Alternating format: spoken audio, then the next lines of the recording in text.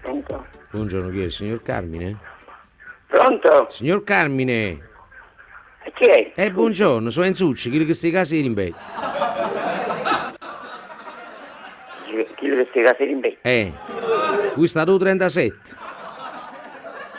No, scusate, ma chi volete? Ma scusate, voi siete la moglie del signor Carmine? Ma Ah, a posto, sì, non vi preoccupate, sono Enzucci, chi che stai casi di rimbetti. La traversa Maglione, la seconda traversa. beh, qualcosa. No, solo una cortesia, prima da perdonare perché chi purtroppo mia suocera se n'è andata, no? Quella che stava caso piano coppa. In 2 weekend ci sta nessuno che è andato traversa e volevo sapere se vi potevo lasciare le chiavi.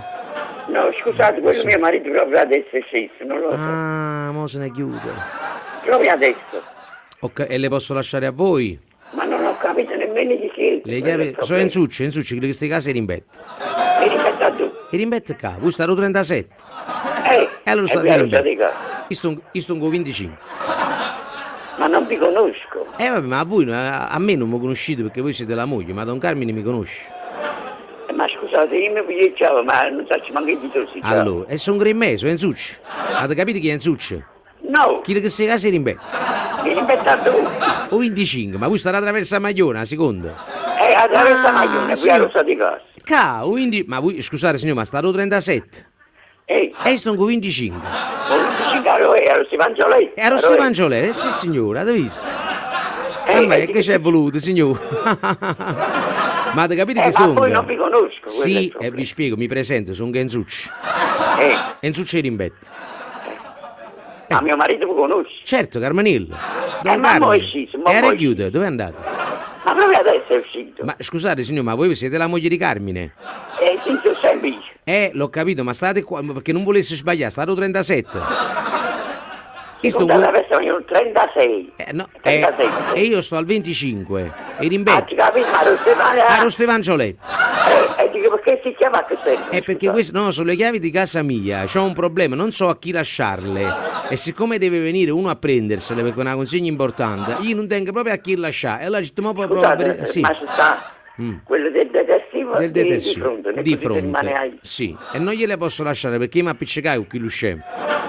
E vi spiego pure perché mi appiccicai. Ma io non voglio sti impegni. No, lasciate stare per le chiavi, però ve la lascio raccontare perché una volta che l'avete messo in mezzo, mi ha già appiccicato. L'avevo trovato quando è attaccato da detersivo a 2 kg, ci vado ancora. Vado a mio marito, non c'è te, non c'ho mannati più. Non la fa bene a chilo.